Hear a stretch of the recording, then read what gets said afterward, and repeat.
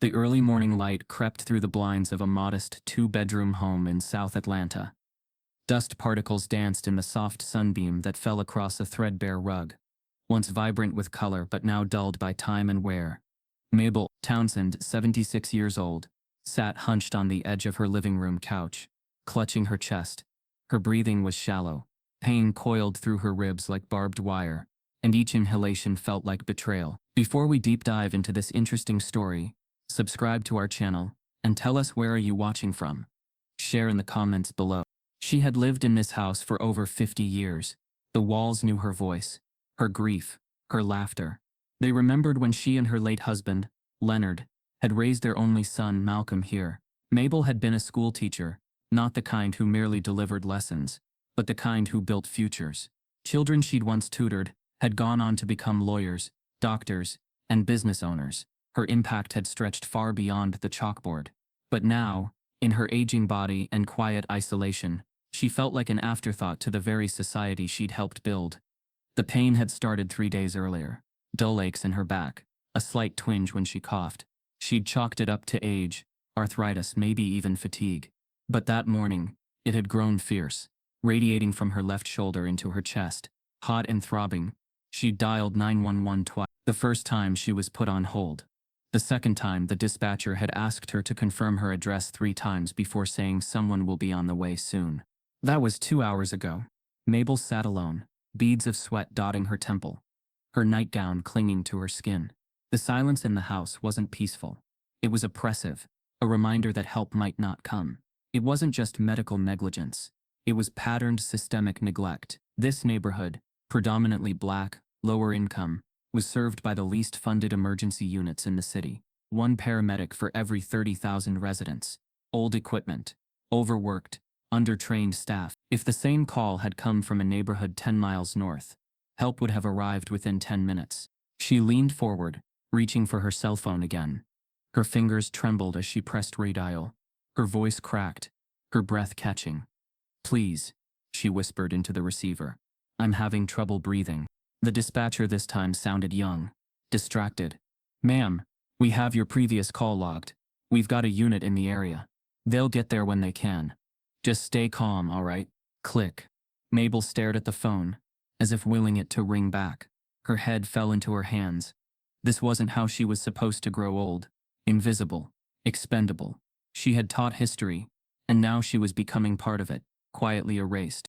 The memories floated in, uninvited. Her son Malcolm, age 9, coming home in tears after being called a slur at school. She'd held him, soothed him, then marched to the principal's office the next morning with fire in her voice. Back then, she believed in the system, that it could be changed, improved. She didn't realize the system had already decided who deserved priority, and who could wait, who would be protected, and who would be left behind. The wall clock ticked, each second a thunderclap in the silent house. Outside, somewhere in the distance, a siren wailed, but it turned at the next block. Not hers. Mabel closed her eyes, trying to slow her breath.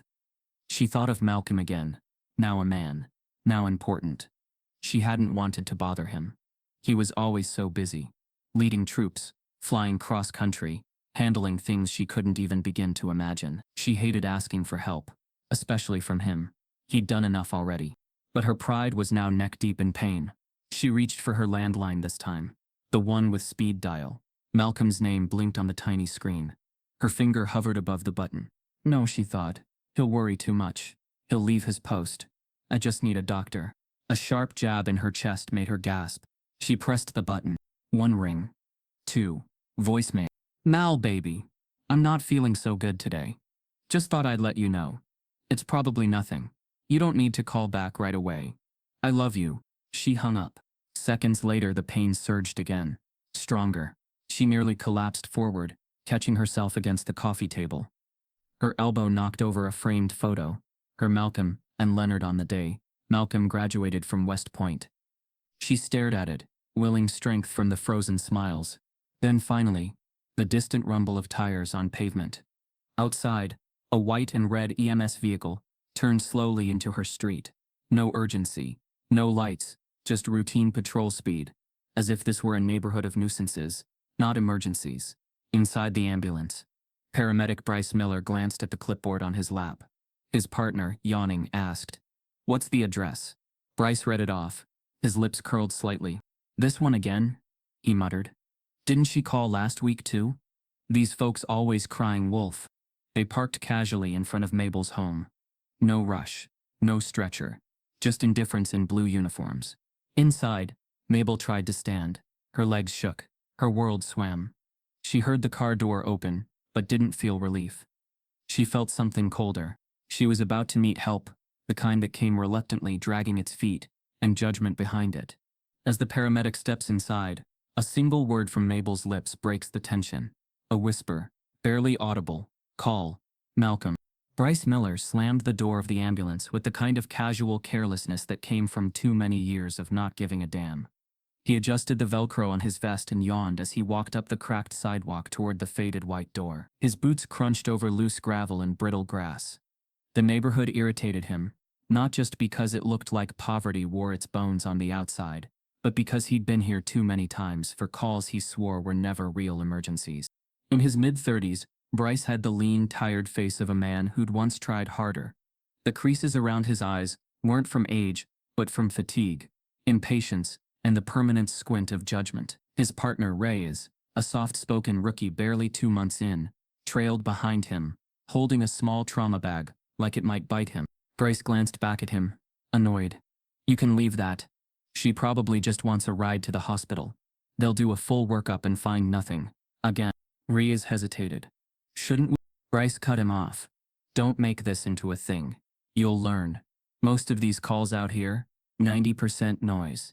They think pain equals panic. But this isn't Buckhead, my friend. These folks treat ambulances like taxis." He tapped twice on the screen door and stepped inside without waiting for permission. The front door was cracked open anyway, sagging on one hinge. The living room smelled faintly of mothballs and old books. A ceiling fan turned lazily above, pushing warm air around the space. He noticed the chipped furniture, a rotary phone on the end table, and the neatly stacked Sunday school programs on the mantel. Then he saw her, the woman from the call, slumped sideways on the couch, one hand trembling against her chest. Bryce scanned her face with the indifference of habit. Black, elderly, alone. Her nightgown clung to her skin, soaked in sweat. Her lips were dry, slightly parted. Her eyes cloudy with pain, but alert. To Bryce, she looked like every other false alarm they'd responded to in this area. Dramatic, disoriented, and inconvenient. "Ma'am," he said flatly, "you're the one who called?" Mabel tried to nod. It was barely perceptible. She pointed a shaky finger toward her chest. Bryce sighed, kneeling beside her with theatrical reluctance. He placed 2 fingers on her wrist, checking her pulse. It was fast, irregular. He frowned slightly, then masked it quickly. "Pulse is a bit high," he muttered to Reyes, who was still standing near the door like he didn't belong. "Should we get the monitor?" Reyes asked. Bryce rolled his eyes. "We will, but let's not overreact. She's responsive, breathing on her own, not crashing." He leaned in closer to Mabel and spoke louder, slower, as if she were deaf. "Have you taken any drugs today? Painkillers? Anything that could explain the discomfort?" Her eyes widened in confusion. "No, just heard." Bryce checked his watch. They were already 10 minutes behind schedule. This was supposed to be an easy call. In and out. Transport her to Grady, fill out the paperwork, and be done. He hated when the elderly played helpless. He hated the guilt it stirred, a guilt he'd long buried under sarcasm and protocol. He looked at the oxygen sat monitor on his belt. He hadn't even clipped it to her yet. The idea of it irritated him. She's breathing, talking, not gasping. Oxygen can wait, he told himself. The deeper truth Bryce never admitted, not even to himself, was that his indifference wasn't just about being tired or overworked. It was baked into how he saw people in this neighborhood. He didn't trust them. He didn't believe their pain the same way he would if it were coming from someone in a gated suburb. He didn't see his own bias because it wore the mask of efficiency. Mabel looked up at him, eyes searching. Her lips parted again, whispering something. So faint Bryce almost missed it. "Malcolm." He paused. "What?" he asked, leaning closer. "Call, Calm." Bryce frowned. "Who's Malcolm?" he asked, glancing around the house. "A neighbor? Your son?" Rees moved forward now, concerned. Sir, maybe we should get her on the gurney. She's deteriorating. Bryce didn't answer. His mind lingered on that name. Malcolm. It sounded familiar. Something about the way she said it made it stick. He shook it off. He pulled out a basic blood pressure cuff, quickly wrapping it around her arm. The reading startled him. Dangerously high. He looked again. 210 feet 110. His mouth went dry for a second. This wasn't a routine call. Still, ego whispered louder than ethics. She's hypertensive, he muttered, but stable enough for now. Shouldn't we alert the hospital? Reyes asked again, now more assertive. Bryce looked at him, irritation tightening his jaw. I said she's stable. We'll update en route. But the room had changed. Mabel's breathing was more labored now, her skin cold to the touch. She tried to speak again, but the words wouldn't come, just the shape of that name on her lips. Malcolm. An unease crept in. Subtle but insistent. Bryce felt it but didn't show it. He moved to lift her gently, signaling Reyes to grab the stretcher from the van.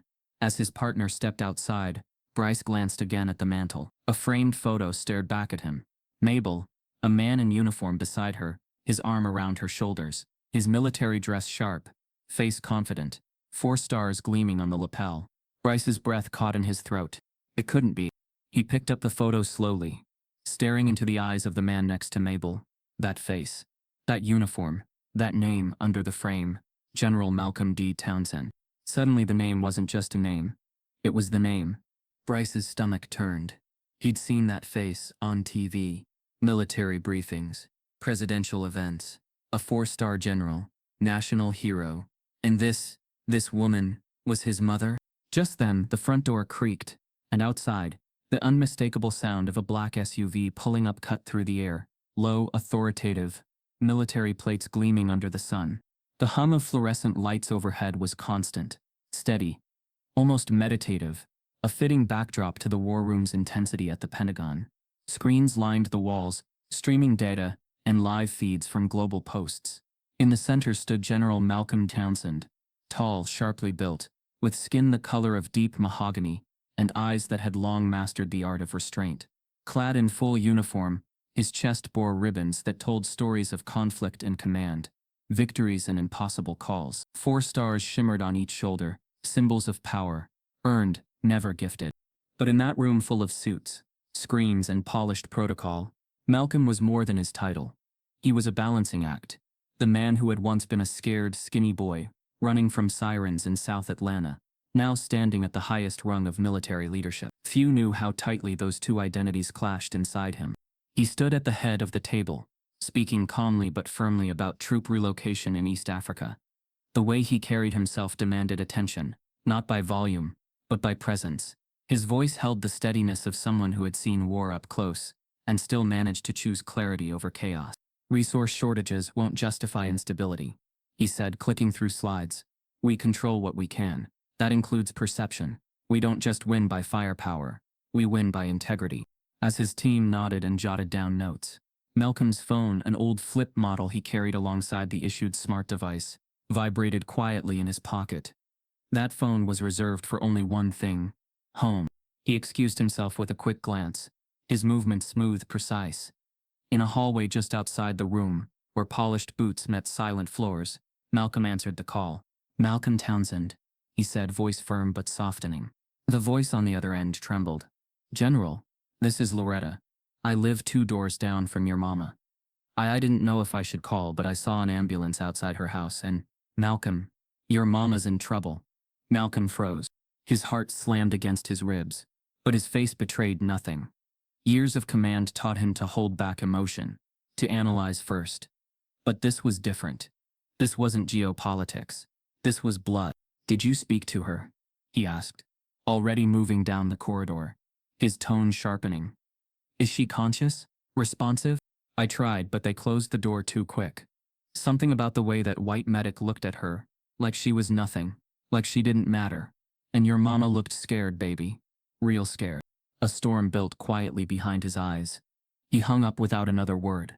In his private office, away from the filtered bureaucracy, Malcolm tapped a code into a secure device and canceled his remaining meetings for the day. He stared for a moment at a framed photo on his desk, a younger version of himself in uniform, standing proudly beside a much older Mabel Townsend. Her eyes gleamed with pride, hand planted firmly on his shoulder. The caption below, Promotion Day, Lieutenant General Fort Bragg. Malcolm had walked through war zones, where IEDs lay hidden under dirt roads. He'd survived sniper fire, political subterfuge, and near-fatal negotiations with militia warlords. But nothing rattled him like that call, because he knew exactly what that neighbor meant when she said the way he looked at her. It wasn't a new story, not for them, not for the black families who built this country while being left to rot in its corners. His mother had raised him in a system that fed on polite racism, smiles laced with superiority, rules bent only for the privileged. He remembered the humiliation on her face when she'd once been followed around a grocery store because she asked to use a restroom. She'd said nothing, just left her groceries behind and walked out, chin high but eyes burning. He was 12 then. That was his first lesson in dignity and fire. He learned the rest from her prayers and his own fists, though he was smart enough to never swing them. Instead, he'd poured it all into discipline, into becoming the best, into making himself undeniable. And still, even with 4 stars on his collar, his mother couldn't get immediate help in her own neighborhood. As Malcolm left the Pentagon, his aide tried to catch up. "Sir, do we need to call the governor's office about your sudden departure?" Malcolm didn't stop walking. "No, but alert DC Metro airlift. I want a chopper fueled and ready in 15 minutes. The aide blinked. "Sir? That's not protocol for—" "Do it," Malcolm said, calm but cutting. "We'll be in Atlanta before the hour ends." Outside the day was clear, but Malcolm felt a familiar weight pressing on his shoulders. That deep, ancestral pressure. The kind of pressure that said, you might command armies but you still have to fight for your mother's dignity. Inside the black SUV speeding him toward the helipad, Malcolm stared at his hands. They had signed peace treaties, ordered drone strikes, sworn allegiance to a flag, but now they trembled ever so slightly, because nothing was more terrifying than the idea that he might be too late. Not to a battlefield, but to the living room where his mother once read him Langston Hughes by lamplight. He opened his secure tablet, searching public incident logs. He found it within seconds. EMS dispatch call. South Atlanta, elderly female, cardiac distress suspected. Unit dispatched, Miller, Bryce, EMT level 2. His jaw clenched. The name meant nothing, yet. But the file attached to the paramedic's name revealed a list of previous complaints. 6 in total. 3 closed with insufficient evidence. 2 pending reviews. All of them came from Black or Latino neighborhoods. Malcolm didn't blink. He memorized the name. As the chopper blades roared overhead, Malcolm's personal cell buzzed again, this time with a single-line text from an unknown Atlanta number. "He's hurting her spirit. Hurry." In the dim living room, where the fan lazily stirred stale air, the cruelty didn't come in screams or violence. It came in the form of apathy, disguised as policy. Bryce Miller stood over Mabel Townsend like he was doing her a favor, clipboard in hand, posture relaxed. The weight of her pain meant nothing to him, not when her skin tone, zip code and quiet desperation already filed her under non-priority in his mind. Mabel tried to speak again. Her chest heaved, each breath a silent protest. Bryce knelt down, not to check on her vitals, but to reattach the blood pressure cuff he'd removed prematurely. His gloves snapped loudly as he adjusted them. The sound was sterile, detached, the only thing clean about the moment. "Your blood pressure's high, sure," he muttered, squinting at the readout. "But I've seen worse. Honestly, ma'am, this feels like anxiety." Mabel's hand twitched, pointing weakly toward her chest. She couldn't form the words, but everything in her body screamed otherwise. Her lips moved, dry and cracked. "She keeps saying something," Reyes whispered, watching her from the corner. "I think, Malcolm." Bryce rolled his eyes. "That's probably her son. Everyone wants to call family when they think it's serious. Doesn't mean it is." He stood brushing invisible dust from his pants. "She's alert, she's breathing, and she hasn't lost consciousness. You want a real emergency? Try a stabbing in Vine City last week. This is a wellness check with attitude." Reyes frowned. "But her oxygen's dropping. It was not." Bryce turned to him sharply. "You've been on the job 2 months. Don't start second-guessing field judgment because of numbers on a screen. You can't just throw oxygen at every elderly woman who says her chest hurts." He stepped toward the kitchen archway, casually calling back over his shoulder. Reyes, check if she's got a list of medications somewhere. We need to rule out pill interactions before we escalate. Reyes hesitated. Shouldn't we just transport her now? Bryce smirked. You want to be the guy who clogs the ER with a panic attack? EMS is already overrun. No, we triage first. Efficient care, remember? Mabel shifted slightly, a soft groan escaping her lips. Her eyes fluttered, dazed. Sweat now pooled along her collarbone. Every second she wasn't hooked up to oxygen, or properly stabilized, the clock ticked dangerously closer to irreversible harm. Bryce wandered into the kitchen. It was spotless. Every dish stacked, counters wiped clean. No signs of hoarding or neglect. Just pride. It annoyed him more. These folks always present clean, like it's supposed to hide something, he muttered. His eyes scanned the medicine cabinet, nothing unusual. A few bottles of blood pressure meds, arthritis creams and one bottle of Ativan, prescribed nearly a year ago, half full. He walked back into the living room and held up the bottle. Bingo. Diazepam. You've got anxiety meds right here, man. That's probably what this is. You took one too many, didn't you? Mabel's eyes barely opened. Her lips moved faintly. No. Bryce ignored her. Raise. Note the dosage. We'll list this as probable drug interaction. That'll cover our base. Reyes didn't move. Bryce. Look at her. This doesn't feel like anxiety. She's pale, clammy, and that pulse is irregular. Bryce's voice dropped an octave. You think you're going to get a medal for being dramatic? She's 76. That's textbook instability. Mabel moaned again, almost a whimper this time. You're not listening to her, Reyes said quietly, standing his ground now. Bryce didn't turn around. I'm listening to the protocol. You want to be a hero, go sign up for med school. He finally leaned over and pressed the back of his hand to Mabel's forehead. Warm, no fever, no cyanosis. But somehow she thinks she's dying. That's not science, that's fear. Fear. It was a word Bryce weaponized, without realizing it. Because in his world, fear was a weakness, not a signal. Especially fear that came from black mouths in black homes. Let's talk insurance, he added suddenly, standing back up. Ma'am, do you have your ID? Insurance card? We're not supposed to transport without verifying coverage first. Mabel barely responded. Her fingers grazed the cushion beside her, searching for something, anything, but couldn't lift beyond the hem of her robe. Reyes, Bryce called, louder now. Find her purse. Check for documentation. Reyes didn't move. I said check. Reyes stared at him, eyes narrowing. You're delaying care. We're supposed to stabilize, then transport. She needs oxygen. She needs monitoring. Bryce's voice dropped. Defensive. And I said we follow procedure. We've got to protect ourselves too. You think the hospital reimburses us if she doesn't have coverage? Wake up. The silence that followed was thick. So thick it pressed against the room's cracked walls and felt like it could split them. Mabel tried again to speak, to push through the fog wrapping around her brain. Every cell in her body screamed now. But what came out was a breathless whisper. Please. Bryce finally pulled out the stretcher, half-heartedly extending it with a sigh. Fine. We'll transport. Just know you'll be waiting 8 hours in the ER with nothing but Tylenol. And then it happened. Outside, tires crunched over the gravel driveway. A low, steady rumble, not the rattle of city patrols, or the casual park of neighbors. No, this was different, weighted, intentional. Bryce didn't notice at first, but Reyes did. He stepped to the window, peering through the blinds, and froze. A matte black SUV glided to a stop just behind their ambulance. It was clean, government-issued, no visible decals. But the license plate said it all. Military issue, flag insignia, stars in the corner. 4 of them. 4 stars. Bryce finally looked up when Reyes murmured, I think someone important just arrived. Bryce scoffed. Probably another nosy neighbor.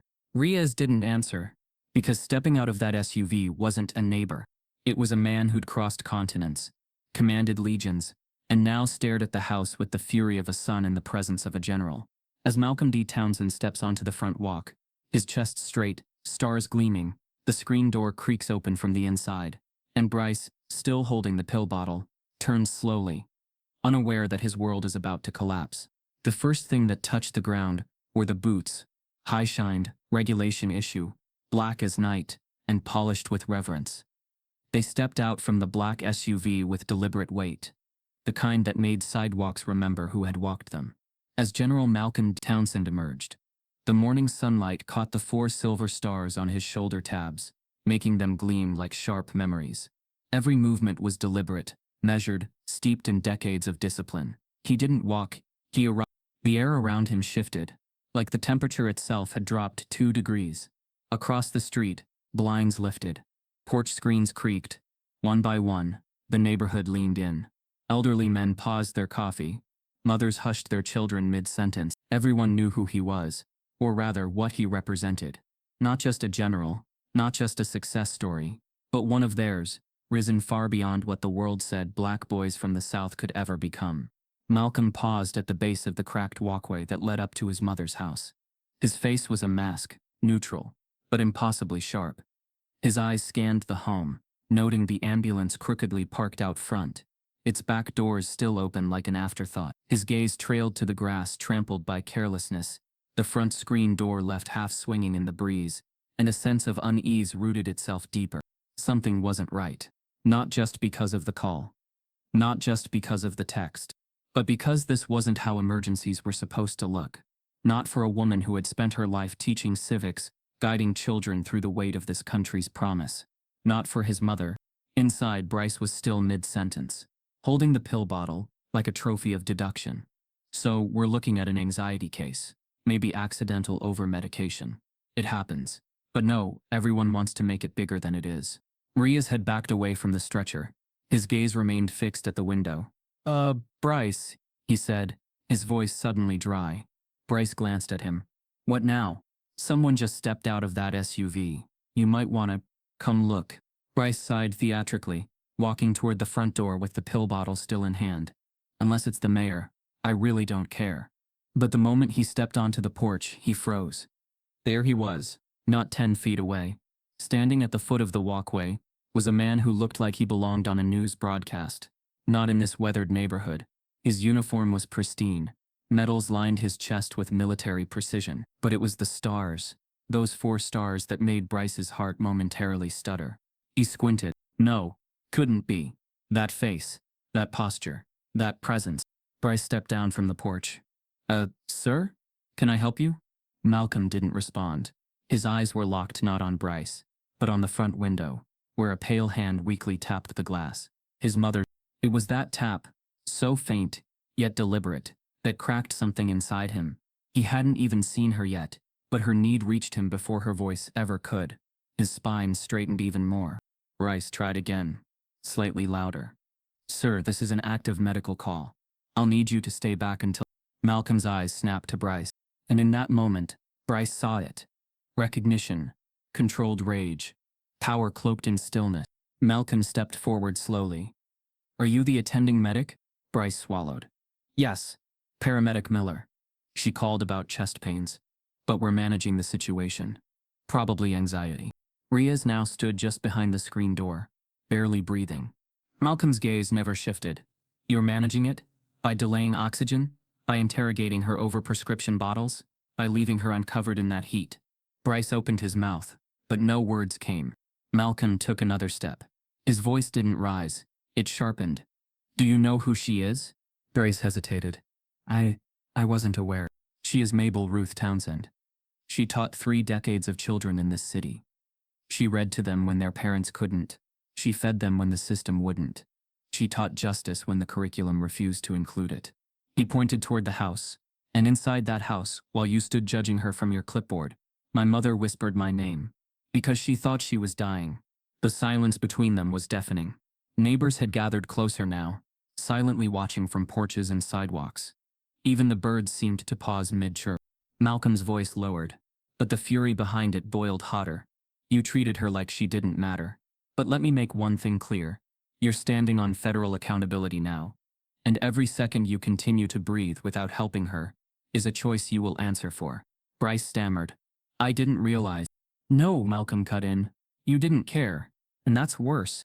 He moved past Bryce, steel boots crunching over the walkway, up the steps and through the screen door, like gravity itself bowed to let him in. He didn't ask permission. He didn't need to. He belonged there, more than Bryce ever had. In sin, Malcolm dropped to one knee beside his mother's limp frame. Her eyes fluttered open at the sound of his voice. "Mama, I'm here." Tears welled in her eyes. Her lips moved, barely audible. "Baby, I got you," he said, his hand wrapping gently around hers. "You're safe now." Behind him, Bryce hovered at the doorframe, clutching his clipboard like a lifeline. His mind scrambled for protocol, for excuses, for something to undo what he'd already done, but none of it came.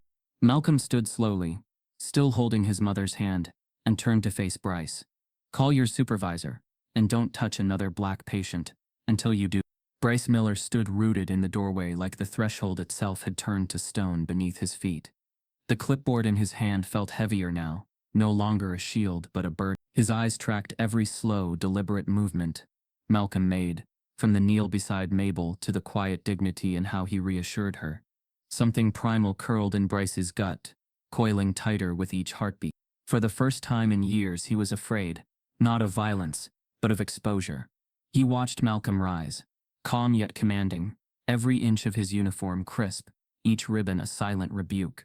The 4 stars gleamed like silent judges across his shoulders. Bryce had seen stars before, on badges, in videos, on the news during national briefings, but never this close, never this real. And then it clicked. That face, those stars, the name Townsend. A memory surged last year's Military Appreciation Week at the firehouse. The chief talking about the black general who turned down a Senate run because he said duty wasn't political. Then another, CNN footage. A man in dress blues addressing reporters after leading the evacuation of wounded soldiers in the Middle East. That man was standing here, in this old Atlanta home, towering over Bryce not just in height but in purpose. He had heard the name before but never imagined he'd meet the man under these conditions, let alone in such shameful proximity to his own negligence. Bryce blinked, a film of sweat now forming at the base of his neck. The power dynamic had shattered. Moments ago he was the authority in the room. Clipboard, protocol, uniform. But that illusion had collapsed with a single step from Malcolm's boot. This wasn't just a military officer. This was a national figure. And worse, he was the son of the woman Bryce had just dismissed, ignored, and belittled. The man didn't need to raise his voice. His silence did the punishing. Malcolm's gaze never softened as he walked back toward Bryce. "You said she was stable," he murmured, voice low, calm, lethal. "But her blood pressure's 210 over 1 ton. Her O2 dropped below 90%. And you're here holding a pill bottle like it's a diagnosis." Bryce opened his mouth.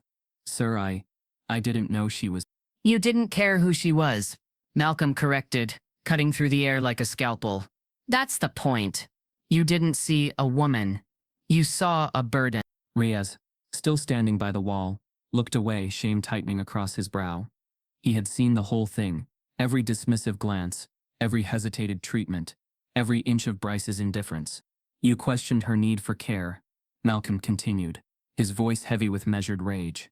"You stalled on oxygen, on transport, even on checking vitals, all under the mask of procedure. But your tone, your attitude, your lack of urgency, none of that is policy. That's prejudice." Bryce fumbled. "Sir, we have protocols. I was trying to save paperwork," Malcolm asked, "or to avoid responsibility." His boots thudded once against the hardwood floor as he stepped even closer. "Do you know what I do when I'm handed responsibility, Paramedic Miller?" Malcolm asked, his tone surgical. "I own it. I carry it. I earn it. But today you tried to bury it under policy, under pretense, under the weight of your own bias." Bryce dropped his gaze. His hands trembled slightly. This wasn't an officer threatening to get him fired. This was a man holding up a mirror so clearly, so painfully, that it burned. Bryce had built a career on surviving the gray area, on blaming the system's inefficiencies while adding to them. But this moment wasn't gray. It was blistering white light. There was no cover. Then came the words, slow, sharp, unforgettable. Malcolm looked directly into Bryce's soul and asked, "Is this how you treat an American citizen?" The question wasn't rhetorical. It wasn't political. It was deeply personal. It wrapped around every report Bryce had falsified, every black patient he'd second-guessed, every family he'd delayed help for because they looked fine. Bryce's mouth parted, but the air was stuck in his throat. His face turned a shade paler. Malcolm let the silence thicken. Behind them, Mabel coughed weakly. The sound too soft to cause alarm, but loud enough to remind them all that this wasn't just a conversation. It was her life. Riaz finally spoke, his voice faint. "Sir, what do you want us to do now?" Malcolm turned without missing a beat. "Get her stabilized. Properly. Cook up oxygen, monitor vitals, prep the gurney, and notify Grady that she's incoming priority 1. I'll ride with her." Reyes nodded, already moving, relieved to finally do what he'd been trained to do. Bryce stood back, hollow. His training, his badge, his clipped tone, none of it had prepared him for this moment. He had mistaken authority for immunity, and now he realized that his career might not survive the truth of his actions. Not because Malcolm Townsend was powerful, but because his mother deserved better. Bryce turned slowly toward the door, hoping to disappear into the background. "Stop," Malcolm said. Bryce halted. "You don't get to vanish. You'll stay here. You'll answer for this. You'll write everything you failed to document, every moment you hesitated, every second you stalled, and then you'll hand that report directly to my legal office. Because this won't be forgotten." As Reyes lifted Mabel gently onto the gurney, an oxygen hissed to life. Malcolm's phone buzzed. A new text appeared on his screen. "Your mother's case isn't isolated. We need to talk. Others have stories too." The hum of the oxygen machine now filled the room like a quiet metronome, its rhythm reminding everyone that time had nearly run out. Mabel lay on the stretcher, color slowly returning to her cheeks, as Reyes adjusted the oxygen mask. Her eyes blinked open again, unfocused but steady, tracing the ceiling as though it might finally answer her unspoken question. Why did this take so long? Malcolm stood beside her, one hand gently resting on her arm, the other clenched at his side. He wasn't a man who typically trembled. His control had been forged in desert battles and diplomatic firestorms, sharpened under the scrutiny of white generals and political theater. But here, in this quiet, familiar room, he trembled, not from fear but from restraint. It took everything in him to not erupt. Across from him, Bryce stood silent. His clipboard hung awkwardly in his grip, his fingers twitching near the pen. The paramedic who had walked in with a swagger now stood like a reprimanded schoolboy. But Malcolm wasn't interested in embarrassment. Not yet. He was interested in transformation. "You've made a mistake," Malcolm said, voice low and unyielding. "And worse, you've made it in the same neighborhood, the same house, where black mothers have been mistreated for decades. Do you understand the context of your actions?" Bryce looked up, eyes cloudy with panic and pride. "Sir, I was following protocol." "Don't," Malcolm said sharply, raising one finger. "Don't hide behind that word like it absolves you. Protocol does not excuse apathy. It does not justify negligence.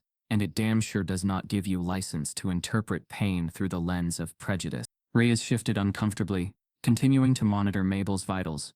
His quiet diligence felt like a balm in the room, an act of care where Bryce had failed. Malcolm took a step closer to Bryce. He wasn't posturing. He didn't need to. Authority radiated from him like heat. "You asked for her insurance card before providing aid. You questioned her medication instead of her symptoms. And you didn't listen when she said my name. You didn't listen because you didn't believe she was worth listening to." Bryce tried again, more defensively. "I didn't know she was you." "It shouldn't matter whose mother she is," Malcolm snapped. His voice echoed, controlled but devastating. "She's a citizen, an elder, a patient. That should have been enough." There was silence for a beat. Just the oxygen hiss and the creak of the stretcher wheels, as Reyes adjusted its position. Outside, a small crowd had gathered, drawn by the presence of the black SUV, the military figure, and the unspoken understanding that something bigger than an ambulance call was happening on this street. Malcolm's eyes didn't waver. "You wouldn't have questioned a white woman in Buckhead like this." Bryce opened his mouth, but nothing came out. The accusation wasn't just about him. It was systemic, ancestral, generational. Malcolm wasn't confronting one man. He was confronting centuries of assumptions. "I've spent my life defending a country that my mother still has to beg to see her humanity," Malcolm continued. "I've stood on foreign soil, in enemy territory, and been treated with more dignity than she was in her own living room." His voice dropped lower, thick with emotion he could no longer disguise. "You don't understand what it means to rise in rank and still feel like a footnote in your own story. To wear 4 stars and know they only shine when someone chooses to see them." Bryce shifted awkwardly. "What do you want from me?" Malcolm stared him down. "Want your acknowledgement, not an apology." Those are cheap. I want you to recognize what you've done. I want you to understand that this moment doesn't disappear after a shift change. Bryce hesitated, then said softly, I didn't think it was that bad. Malcolm didn't blink. That's the problem. It was never about you thinking it was bad. It was about you not thinking at all. The room felt like it was folding in on itself, the pressure building with every breath. Bryce's gaze flickered toward his radio, clipped to his shoulder. A habit. He needed something to do. Something to reset the moment. Malcolm noticed. Don't reach for that unless you're calling a supervisor, Malcolm warned. I should alert dispatch, we're transporting, Bryce mumbled, hand moving toward the mic. No, Malcolm said. Rees will do that. Rees looked up, surprised. Malcolm turned to him, his tone shifting, still firm, but respectful. You've shown more care in 20 minutes than your partner did in 60. Call it in. Tell them she's critical. Tell them she's not to be kept in waiting. And make sure her attending gets this report. He held out a piece of paper he'd written on. Mabel's vitals, symptoms, a quick timeline. It was more than Bryce had recorded since arriving. Reyes nodded, taking the page. Yes, sir. Malcolm returned his gaze to Bryce. You'll stay here and explain to your supervisor why your patient nearly died of neglect. And when internal affairs calls, and they will, you'll tell them everything. Not just the actions, but the attitudes behind them. Bryce looked stunned. Internal? Yes, Malcolm said coldly. You don't get to harm people quietly anymore. The words lingered, heavy, inescapable. Outside, the chatter from neighbors grew louder. A bystander pulled out a phone. Another already had. There was no hiding now. But then, a sound that hadn't been expected. Static. From the radio. Dispatch to Unit 14. We're receiving a secondary call from this location. Report of potential interference on a medical scene involving a government official. Confirm your status. Malcolm stiffened. Bryce stared at the radio, confused. That wasn't me. Reyes looked down at his device. Not me either. Another burst of static. Then, be advised, caller reports conflict at the scene, possibly escalating. Security dispatch en route. Malcolm narrowed his eyes. Someone had called this in behind their backs. Someone nearby. His phone buzzed. A message. No name, just a line. Someone inside your mother's neighborhood patrol made the call. They're trying to discredit you. Malcolm slowly looked out the window toward the gathering crowd and spotted a familiar face in a police reserve jacket, speaking into a walkie-talkie with a smirk. It wasn't over. Not yet. The air outside was thick with a kind of silence that carried sound. Muffled voices buzzed between porches. Whispers of "Did you see? And that's him, ain't it?" fluttering through the neighborhood like wind-blown papers. Cell phones pointed toward the single-story house where an ambulance still idled, engine humming beneath a sky that was quickly turning into a spotlight. It had started with a single neighbor. Tasha, 27, 2 kids, and a phone always half-charged.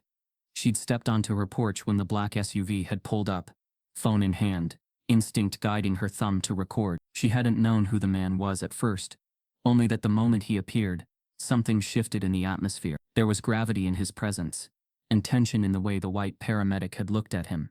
Not just startled, but shaken, as if the stars on his shoulder cut sharper than knives. When Malcolm had spoken, low, commanding, every syllable deliberate, she hadn't needed to zoom in. The authority in his voice made her pause, and the way he said, "Is this how you treat an American citizen?" made her thumb stop hovering and press upload. The video went up at 10:40. By 11:00, it had 3,000. By 11:30, it had crossed 80,000 and was reposted on multiple platforms with captions like, "Paramedic disrespects elderly black woman. Her son walks in wearing 4 stars. He treated her like nothing, until her son showed up. Atlanta EMT called out by U.S. General for racial bias on duty." Within the hour, the clip hit a tipping point. A retweet from a journalist at the Atlanta Tribune, followed by a civil rights lawyer, who captioned it, "Systemic racism in real time. This is why black elders don't call me." By noon, national news outlets had picked it up. The image of Malcolm standing tall beside his mother, the stars on his shoulder burning through every pixel of the video, was now a symbol, not just of power but of protection, legacy, and rage. A man the country saluted, forced to confront injustice in his childhood home. Inside the house, Malcolm's phone buzzed non-stop. Notifications, missed calls, texts from numbers he hadn't seen in years. He silenced the device, focusing instead on Mabel, who now rested more comfortably on the gurney. Her chest rose and fell in steadier rhythm, though her eyes occasionally darted toward the front window, as if she too could feel the weight of the world pressing in. Reyes had finished logging vitals and prepping for transport. Bryce had been instructed to stay outside and wait for a supervisor, a command that came not from Malcolm, but from the dispatch center, which had already begun its own inquiry. Malcolm stood quietly near the window, watching as more cars lined the street. People with cameras, microphones, notepads. A few wore press badges. One had a satellite van already parked beside the hydrant. The neighborhood had become a scene. He turned to Reyes. "Has the hospital been notified?" "Yes, sir," Reyes said, nodding quickly. "They're prepping a critical response team. ETA's 10 minutes with traffic." Malcolm looked back out the window, his jaw tightening. "They won't let this stay local," he murmured, more to himself than anyone else. "It's public now." Reyes hesitated. "Sir, is that a good thing?" Malcolm didn't answer. He thought of the countless times his mother had been overlooked, not just by medical systems, but banks, schools, stores. The polite dismissals, the invisible hierarchy. Now her story was everywhere, and for once, no one could look away. Outside, a woman from Channel 9 News stepped out of a van, heels sinking slightly into the soft earth. She held her mic like a weapon, eyes scanning the house, ready to pounce. Her cameraman followed, adjusting his lens. Then another car, unmarked, sleek, silver, pulled up behind the SUV. Two men stepped out, dark suits, federal posture. They didn't look at the cameras. They walked with purpose, heading straight for the house. Malcolm met them at the door. The taller of the two extended a badge. "Internal Affairs. We were dispatched the moment the clip went viral. We're here to begin an incident review. Paramedic protocol, patient treatment, racial bias assessment." Malcolm stepped aside, letting them in. One of the agents looked around the living room, noting the lack of equipment, the time gaps in the care logs, the subtle mess left behind by rushed triage. "Sir, if it's okay with you," the shorter one said, "we'd like to speak to Miss Townsend once she's stable. We'll also be pulling comms logs and EMS history." "You'll find what you're looking for," Malcolm said quietly. "But the real damage isn't just in the data. It's in the way she looked at me, wondering if she mattered enough." The agents nodded, their faces unreadable. Bryce, still standing just beyond the porch, finally noticed the cameras trained on him. One zoomed in. He turned his head, but not before a woman shouted, "Is it true you asked her for insurance before treatment?" Another voice, "Why didn't you give her oxygen? You're supposed to be a paramedic." The weight of public shame was heavy, different from official reprimands or private discipline. This was a crowd watching a man drown in his own reflection. Back inside, Malcolm sat beside Mabel, as Reyes prepared for transport. Her eyes opened slowly, focusing on him. "You always come back," she whispered. "Always," he said, brushing her hand lightly. Her lips curved into a faint smile. "Even now, they still try us." He didn't answer. Outside, another black car pulled up, but this one bore the emblem of the governor's office. As the door swung open, a sharp-dressed woman stepped out, holding a legal folder marked State Oversight Directive. She wasn't in the media. She wasn't law enforcement. She was something far more disruptive: government reform. The storm that followed wasn't made of thunder. It was made of questions, cameras, and headlines that refused to be silenced. By nightfall, the modest block of South Atlanta where Mabel Townsend had lived for over 5 decades was blanketed in spotlights, news vans, and protest signs. Every network had sent someone. CNN, MSNBC, even conservative outlets that usually ignored these neighborhoods suddenly had their anchors quoting terms like medical neglect, implicit bias, and racialized emergency response. At the heart of it all stood one image, the still frame from Tasha's video where Malcolm Townsend, in full uniform, stood between his mother's frail body and the indifferent paramedic who nearly failed her. That image made front pages by sunrise. The caption beneath it read, "A general's battle at home." Bryce Miller didn't return to work that week. He didn't get the chance. By 8:03 a.m., the next morning, a formal statement from Atlanta EMS headquarters announced his immediate suspension pending full investigation. The wording was careful. Pending. Internal review. Allegations under consideration. But the public wasn't parsing legal terminology. The world had already passed judgment. Social media erupted. Former patients came forward. Many anonymous, a few brave enough to show their faces. sharing eerily similar stories about the blonde guy who always asked if you were exaggerating. Some were dismissed complaints. Some had been buried in bureaucratic limbo. Now they surfaced like wreckage after a storm, impossible to ignore. A city councilwoman gave an emotional press conference on the steps of City Hall. It shouldn't take a 4-star general to make people care when a black woman says she's in pain. Even the mayor, usually cautious and reserved, publicly declared, "We are initiating a citywide audit of EMS operations and bias training protocols. Every complaint, every delay, every name." The Atlanta Emergency Medical Services Department was officially placed under federal review.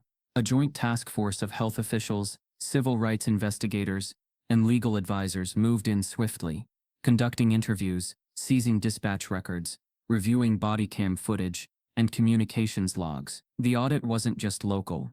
The Department of Justice announced a broader investigation into patterns of racial disparities in emergency care, with Atlanta as ground zero.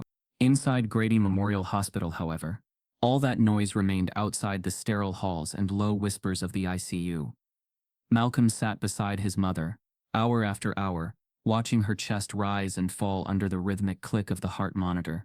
The delay in treatment had taken its toll. Her body had stabilized, but her mind flickered in and out. Sometimes she was alert, smiling faintly. Sometimes she drifted, her hands twitching like they were reaching for something unseen. "She's fighting," the nurse told him gently one night. "But she's tired. Her heart, it's worn thin from more than just age." Malcolm nodded but said nothing. He already knew. The system didn't just bruise bodies, it bruised dignity.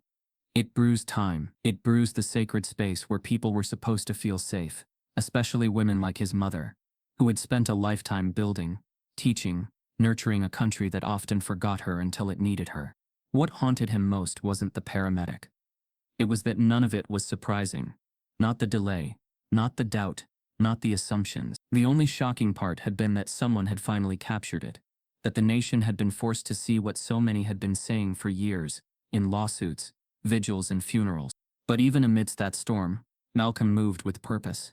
In a single week, he had testified before a city oversight committee, spoken with national health directors, and held a round table with black physicians and medics from across the country. Every meeting was direct, unflinching. He didn't speak as a general, or even as a victim's son. He spoke as a witness to a system designed to fail silently, until someone screamed loud enough, and he made them listen. Still, the real power of the story wasn't in Malcolm's titles. It was in Mabel's face. News outlets began running her old photographs in front of classrooms, receiving a teacher's award in the 90s, posting a voter registration drive from her church basement. Black and white images of her leading a march in 1972 appeared beside grainy cell phone stills of her limp on a stretcher. She had become a symbol not of tragedy but of endurance. She wasn't a victim. She was evidence. By Friday afternoon, Malcolm sat in the hospital chapel alone, phone silent in his lap. A thin stream of light cut through the stained glass window, casting a golden hue across his shoulders. He wasn't praying, not exactly, but he was listening, to the stillness, to his own anger which hadn't faded, only cooled into something heavier. Then his phone buzzed. Unknown number. Encrypted. He hesitated, then answered. "General Townsend?" "Yes. This is Executive Liaison Marshall, calling on behalf of the President's Domestic Policy Office." Malcolm straightened in the pew. "Go on. We'd like to formally extend an invitation to you. The President has been briefed on your mother's case. He'd like to meet, privately, this coming Monday." Malcolm blinked. A beat of silence. "The White House?" he asked. "Yes, sir. The Roosevelt Room. You, 2 advisors of your choice, and your legal liaison. We understand the complexity of what's unfolding, and we'd like to hear your perspective firsthand." Malcolm stood slowly, staring at the empty cross above the altar. His pulse didn't race. His breathing didn't change. But the weight of that moment, of being called not as a soldier but as a son, settled deep in his chest. "I'll be there," he said quietly. As he ended the call and turned back toward the ICU wing, a nurse rushed toward him, eyes wide. "General Townsend, your mother's asking for someone by name. She keeps saying a woman's name we don't recognize, and she's crying." Malcolm didn't run, but his steps quickened down the sterile hospital corridor as the nurse led him toward his mother's room. Her voice echoed in his ears. "She's crying. She's asking for someone. A name." over and over. He didn't ask what the name was. His mind had already begun pulling threads from a past he rarely let himself return to. A past that never left him, only buried itself beneath ribbons, medals, and the polished cadence of leadership. When he stepped inside the room, the light from the overhead monitors reflected off Mabel's moist cheeks. Her eyes were open, glassy, but moving. Her hand reached toward something unseen. "Malcolm," she whispered, her voice as thin as breath itself. She never came back. Malcolm moved to her side, taking her hand in his. "Mama." Her lips trembled. "Tanya. That girl. From down the street. The one who used to help me after school. She went to the hospital. I told her I'd pick her up. They never let me see her again." He froze. Tanya Jacobs. He remembered. She'd been 15. Sweet, shy, soft-voiced. She'd had a nosebleed that wouldn't stop and had walked to the ER at Grady herself. Mabel had followed shortly after, worried, but the nurses made her wait.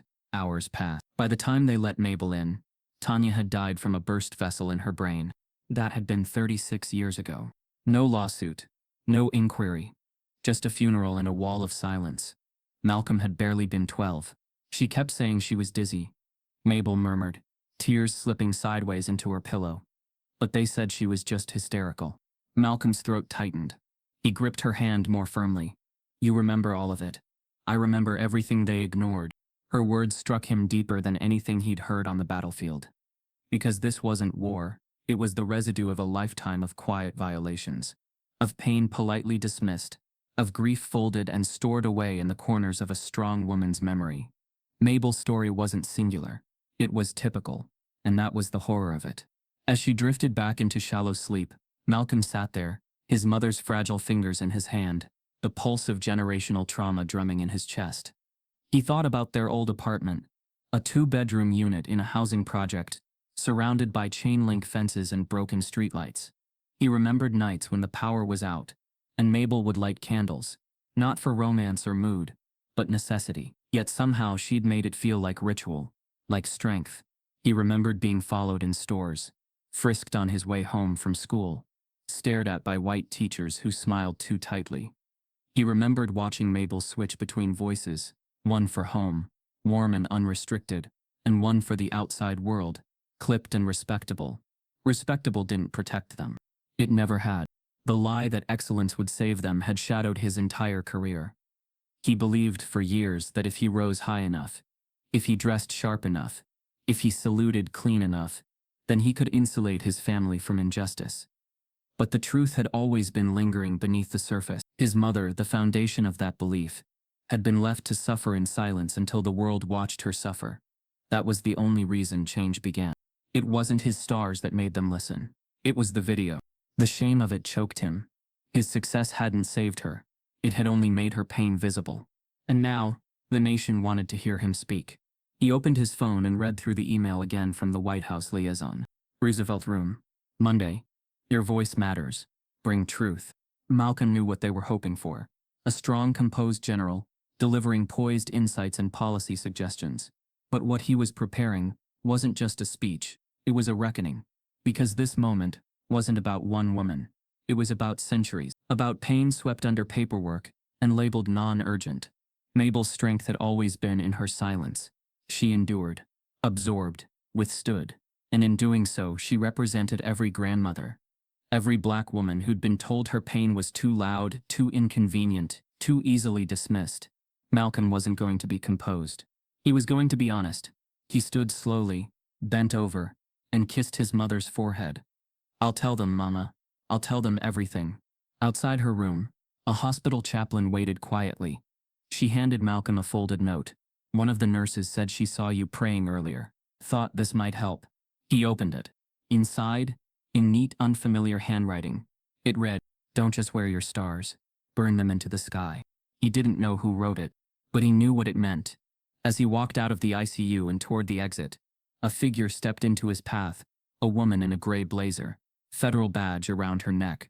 "General Townsend," she said carefully, "I need a moment.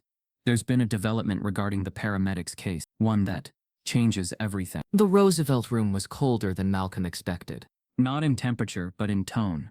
Sterile walls, heavy oak chairs, American flags that stood like solemn guards in each corner. The gold-framed portraits of past presidents didn't smile down. They loomed, as if measuring the worth of every word spoken beneath them. Malcolm sat at the head of a long mahogany table, not as a military officer this time, but as a man stripped of pretense. The stars on his shoulder were still stitched into his uniform, but for the first time in a long time, he didn't feel them as armor. He felt them as questions. Across from him sat cabinet members, policy advisors, the president's domestic policy chief, and a silent stenographer in the corner typing every breath into the record. "We appreciate you being here, General," began the chief. "Your mother's experience has shaken the nation. The president would like your perspective as we prepare to address the public." Malcolm's jaw tightened. He looked around the room. Every eye was on him, some expectant, some uncomfortable, most unfamiliar with the weight of what they were about to hear. "I won't speak as a general today," Malcolm said, his voice steady. "I'm here as a son." Silence followed. He cleared his throat, leaned forward slightly, and began. "My mother, Mabel Ruth Townsend, taught elementary school for 32 years in Atlanta. She never missed a paycheck, never skipped a voting cycle, never took a sick day unless she physically couldn't walk. She raised one son, kept food on our table when we had no running water, and read to children whose parents were too tired to do it themselves." He paused. "And when she was in pain, real, mortal, undeniable pain, the system she had given her entire life to made her wait. Not because of supply shortages, not because of staff miscommunication, but because she was black, old, and poor." Several of the officials shifted uncomfortably, but no one interrupted. Malcolm's voice deepened. She wasn't asked about her symptoms. She was asked about her insurance. She wasn't offered oxygen. She was offered doubt. She wasn't seen as a patient. She was seen as a problem. His fists clenched gently against the tabletop, then loosened again. The paramedic who delayed her care didn't wake up that morning thinking, "I'm going to harm a black woman today." But that's the very nature of systemic bias. It doesn't always scream. It whispers. It delays. It assumes. It shrugs its shoulders, while people die slowly. He stood now, not for dramatics, but because sitting no longer felt like a choice. "I've led operations overseas. I've coordinated evacuations under fire. I've made life and death calls from a bunker half a world away. But I couldn't protect my mother in her own living room, not because I lacked the will or the resources, but because her life wasn't treated as urgent." A hush blanketed the room. Not even the stenographer's keys could be heard now. "The lesson here isn't new," he continued. "Black families have known this story for centuries. We tell our children how to survive traffic stops, how to keep receipts when we shop, how to call for help without sounding too emotional. We have always had to justify our existence before receiving assistance." His voice cracked barely. "I rose through the ranks believing if I worked hard enough, spoke clearly enough, wore the right uniform, I could outpace the gravity of our skin. But my mother's tears told me the truth. Even 4 stars can't stop what's been systemically ignored." He sat down slowly, exhaling deeply. "I'm not here to ask for another task force. I'm not here for symbolic legislation that dies in committee. I'm here to demand that the care we provide to Americans not be conditional upon their zip code, income level, or the color of their skin." The domestic policy chief nodded, somber. "General, your words will frame this administration's response. Would you be willing to speak at the press briefing tomorrow?" Malcolm nodded slowly. "Yes. But again, not as a general. As a son. As a witness." The meeting adjourned. Hands were shaken. Doors opened. The sun was starting to lower as Malcolm exited the White House through a quieter hallway, a route arranged for his privacy. But the storm he carried wasn't on the outside. It lived in his chest. Back in Atlanta, the sky had darkened into a quiet dusk. The city hadn't calmed. Protesters still lined the hospital entrance. Chants still rolled through the streets. But inside the walls of Grady Memorial, the air was reverent. Malcolm stepped into Mabel's room, the familiar scent of antiseptic and flowers greeting him like a reluctant hug. The room was quiet, the monitor blinking its slow rhythm. Nurses had dimmed the lights, drawn the blinds. It looked peaceful, too peaceful. He walked to her bedside and took her hand, just as he'd done 100 times before. Only this time it didn't move. He stilled. Her fingers were cold. Not freezing, not stiff, but cold in a way that told a different story, one that wasn't unfolding, but had already happened. He leaned in, gently brushing her knuckles with his lips. "Mama?" The monitor beeped. Once. Then again, no alarm, just the same slow, indifferent rhythm. He pressed her wrist softly, searched for warmth, for pulse. Nothing. A nurse entered quietly, carrying a chart, and stopped mid-step. She saw Malcolm, saw Mabel, saw the silence, and said nothing, just lowered her head. Malcolm stood frozen, hands still clutching his mother's when his phone buzzed. A message lit the screen, from Bryce Miller. Just 2 words, "I remember." The Washington skyline shimmered through the frost-tinted windows of the Justice Department's East Conference Room. Rain tapped against the glass like quiet urgency, a rhythm that mirrored the room's purpose. Inside, the air was taut with deliberation. Not hostility but history. Present at the oval table were federal health policy architects, civil rights attorneys, a handful of state EMS directors, and at the helm, wearing a gray wool coat over his uniform, sat General Malcolm D. Townsend. He didn't sit like a man basking in power. He sat like a man carrying the weight of an entire generation's grief. The draft before them was bold. Revolutionary even. The heading read, "The Townsend Protocol, a national emergency response standard for equity and accountability." In the legalese and bullet points, it outlined a sweeping reform agenda, unlike anything before it, and every line was carved from hard truths, not theory. Malcolm leaned forward, his voice calm but resonant. "This isn't about one paramedic. This is about a pattern," he said. "We can't train empathy into people, but we can train accountability into systems. That's what the Townsend Protocol does." He clicked a remote and the screen behind him changed. Real-time auditing of EMS calls, for bias indicators. Mandatory cultural competency certification. Every 18 months. Transparent complaint databases. Publicly accessible. Community-based oversight panels with disciplinary power. Triage reform. Prioritization based on condition, not assumptions. Federal grant incentives tied to anti-discrimination metrics. The room was silent. Not because the attendees disagreed, but because they understood what was at stake. A woman from the Department of Health and Human Services leaned in. "General Townsend, if we tie federal EMS grants to this framework, local agencies will push back, especially rural ones. They'll say this is government overreach." Malcolm didn't flinch. "Let them say it. I say this. If you want federal dollars, you need to prove you're not enabling discrimination. That's not overreach. That's accountability." Another hand raised. A state EMS director from Tennessee. "This would force us to retrain thousands. It'll cost millions." Malcolm stood, slowly, deliberately. So did the last 100 years of silence. He let that settle. Communities like the one my mother lived in have paid for that silence, in lives, in funerals, in unspoken rage. We spend billions on defense. I know. I've signed those budgets. It's time we defend our own citizens from the systems we built. The lawyer from the Civil Rights Division nodded slowly. "We back it. Full federal support.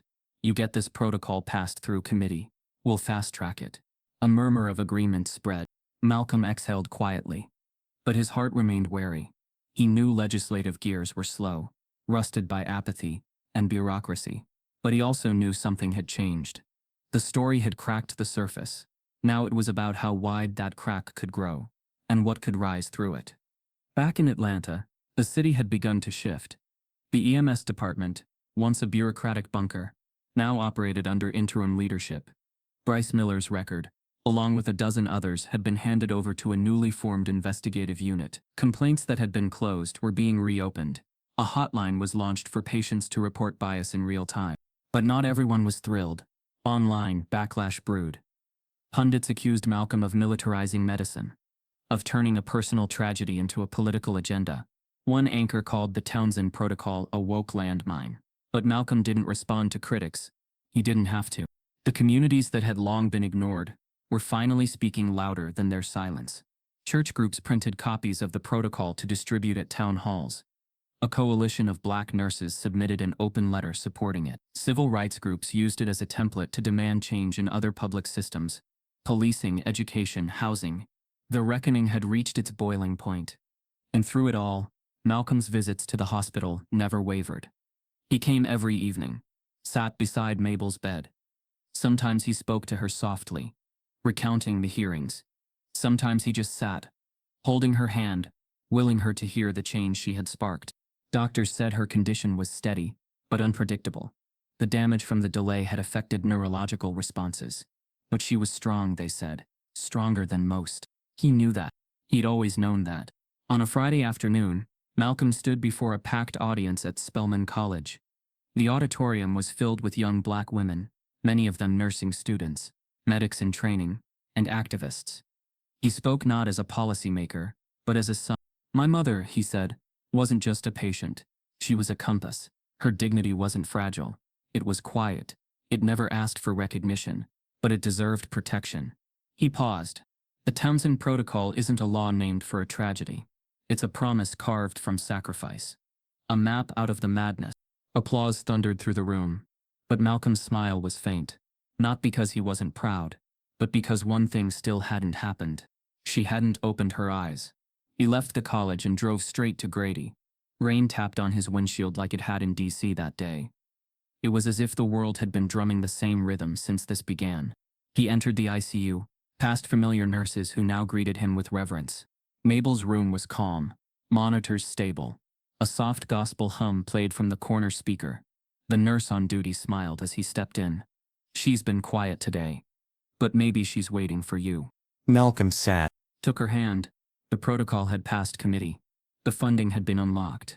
The cities were changing, but all he wanted was her voice. He leaned in, whispered like he did when he was a boy, scared of storms. Mama, we did it. You shook the country. And then, something shifted. Her fingers, a twitch, subtle but unmistakable. He froze. Mama? Her eyes fluttered. Slowly. Uncertainty, and then opened. Cloudy but alive. A breath escaped her lips, hoarse and small. Did you tell them? Malcolm swallowed back the sob breaking inside him. I told them everything. She smiled weakly, then whispered, Good. Then it's time you know what they tried to hide years ago. The press conference was held in the same municipal auditorium, where just months prior, city officials had celebrated EMS recruitment milestones. Today the energy was different. Subdued, defensive, cracked at the edge. Rows of reporters sat shoulder to shoulder, their faces hard with anticipation. The air bristled with unsaid truth. At the podium stood Commissioner Layton, head of the Atlanta EMS department, gray-haired, tired-eyed, and draped in a suit that looked 2 sizes too heavy for the moment. She cleared her throat, voice amplified but brittle. On behalf of the department, I want to extend our sincerest apology to General Malcolm Townsend, and more importantly, to the Townsend family. The incident involving Ms. Mabel Townsend was unacceptable. It does not reflect the values we strive to uphold. There were murmurs from the crowd, cameras clicking in synchronized rhythm.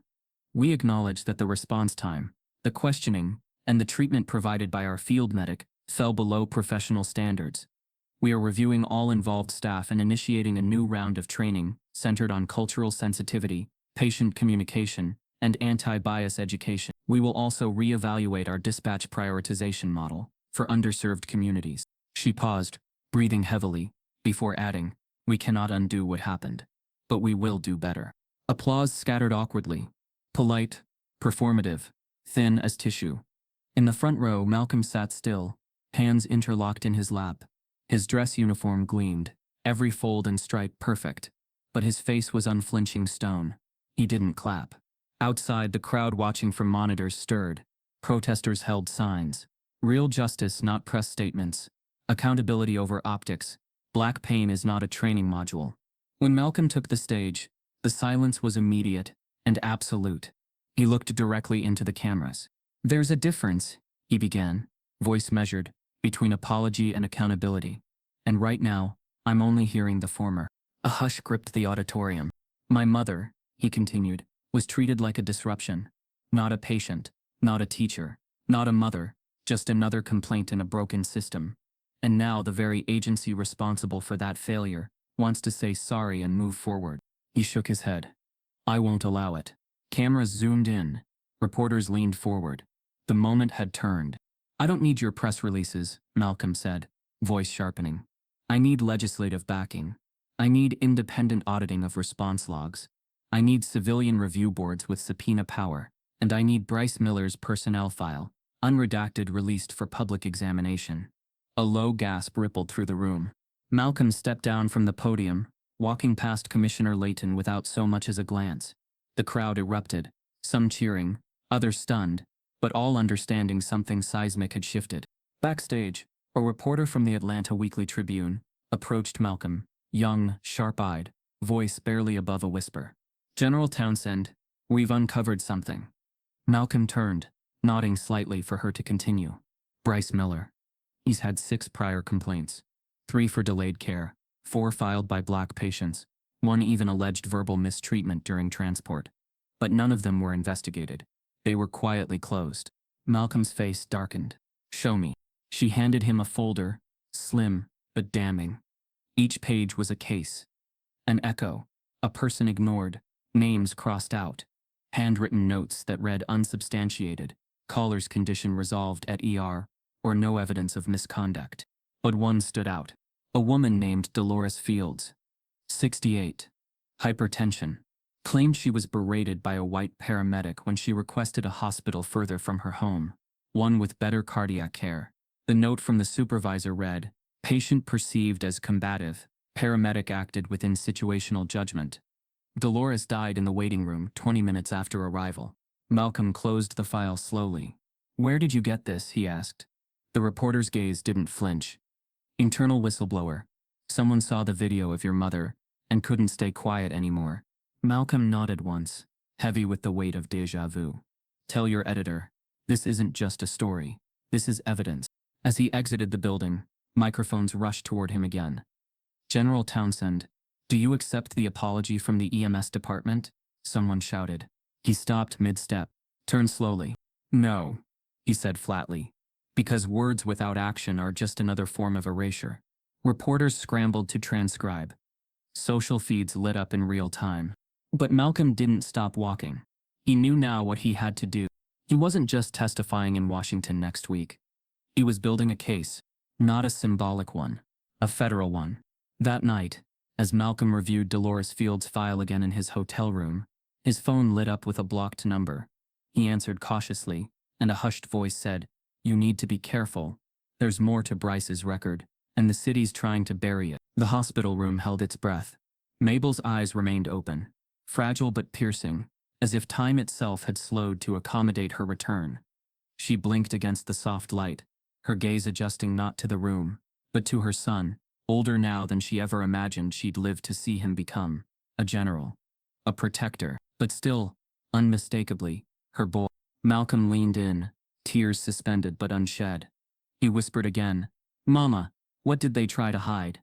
She looked past him for a moment, to a place memory lives, where old truths hide in dust and grief. "In '94, she began, her voice paper thin. "A boy died on our street. Not from drugs, not from gangs, but from a slow ambulance." Malcolm stiffened. "Isaiah?" he asked. "The teenager with asthma?" Mabel nodded weakly. "They said he panicked, that his mother didn't give him his inhaler in time. But I was there, baby. I called, twice. It took them over 40 minutes. By the time they came, he was already turning blue." Her voice broke slightly, but she steadied it. "I filed a complaint. Others did too. But it disappeared, buried under paperwork." "Why didn't you tell me?" Malcolm asked gently, though he already knew the answer. "Because we were always told not to make noise," she said. "Told it wouldn't matter. Told to survive it. I had you to raise, and surviving felt like the only option." Malcolm lowered his head, the weight of that story, of how many times the system had failed, and simply gone unchallenged, pressed deep against his chest. But Mabel's voice, though weak, found clarity. "And now," she said, eyes fixed on him, "you've made it so they can't hide it anymore. You made them listen. You brought light." He squeezed her hand, voice barely audible. "I wish I'd brought it sooner." She smiled gently. "You brought it when it was needed." They sat in silence for a long moment, the machines around them whispering life into stillness. Malcolm watched her chest rise and fall. Slower now, but steady. Her skin was cool but not cold, her grip faint but present, and though her words moved like mist, they held the weight of wisdom born from decades of quiet endurance. Then she said something that surprised him. "I want to see the boy." Malcolm frowned. "Bryce?" She nodded. Malcolm hesitated. "You don't have to." "I do," she interrupted, more force in her voice than before. Not for me, for you, for them. He stepped outside, unsure of what this moment would hold. The request alone was unthinkable to him. But he trusted her. She had always moved with purpose, even when the world tried to erase it. In a quiet waiting area outside the ICU, Bryce sat stiffly, dressed in civilian clothes, hands clasped so tightly they turned pale. The shame on his face wasn't performative. It was the kind that ate at a man slowly, after the cameras were gone. Malcolm approached him. "She wants to see you." Bryce blinked, stunned. "Are you sure?" "I'm not," Malcolm said flatly. "But she is." Bryce stood shakily. His eyes were red, but dry.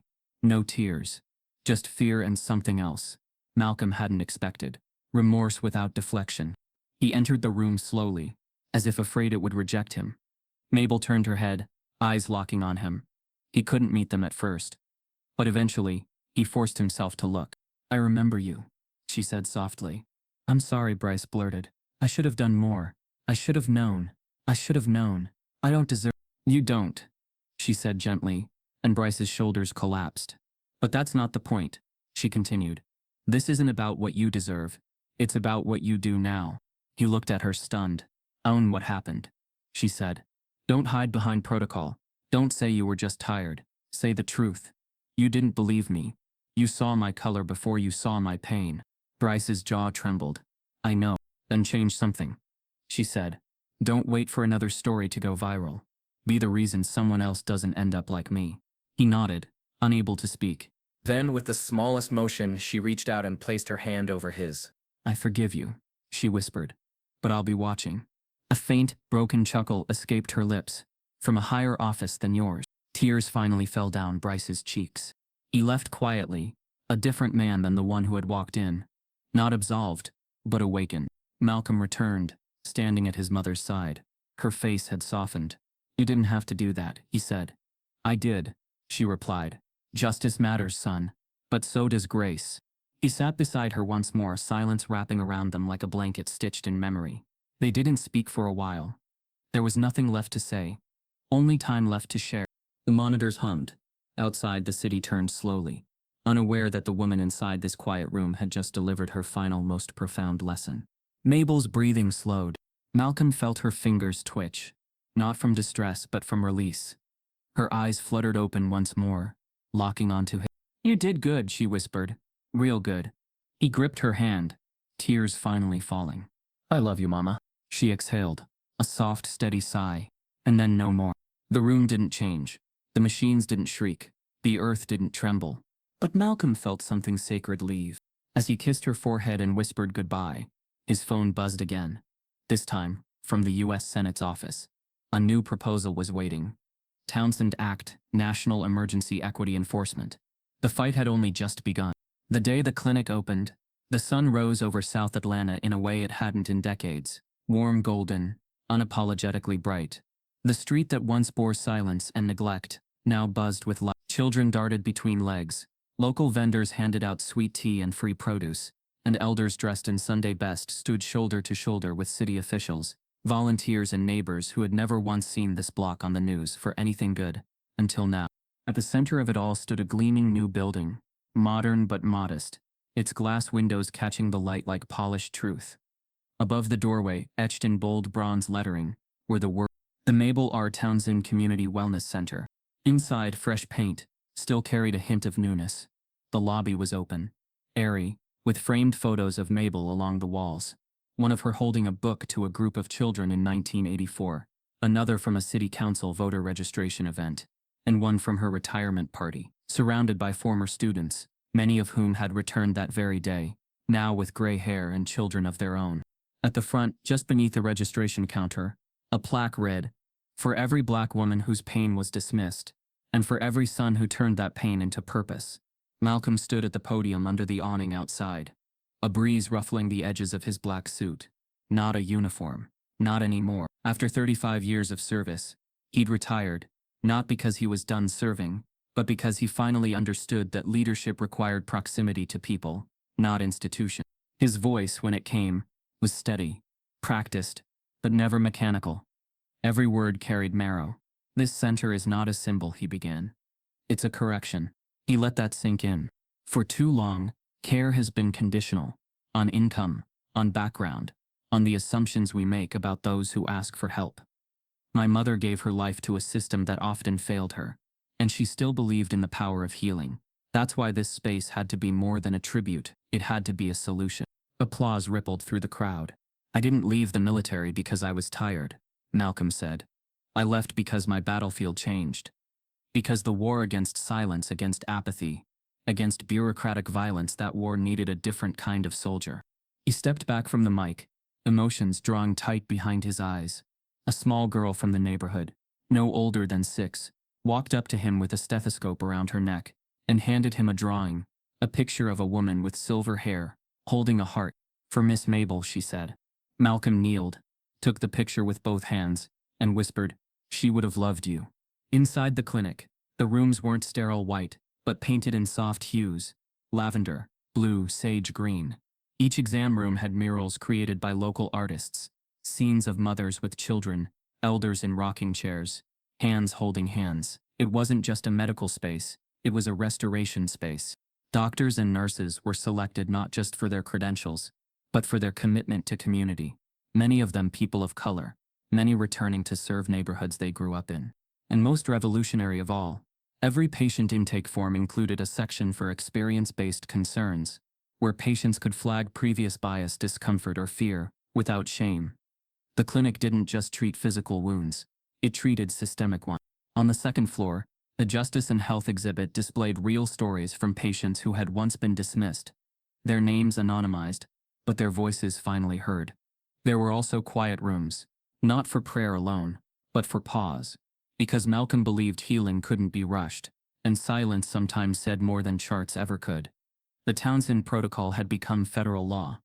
The Townsend Act, passed with bipartisan support, tied federal health grants to measurable anti-bias reforms in emergency and clinical settings.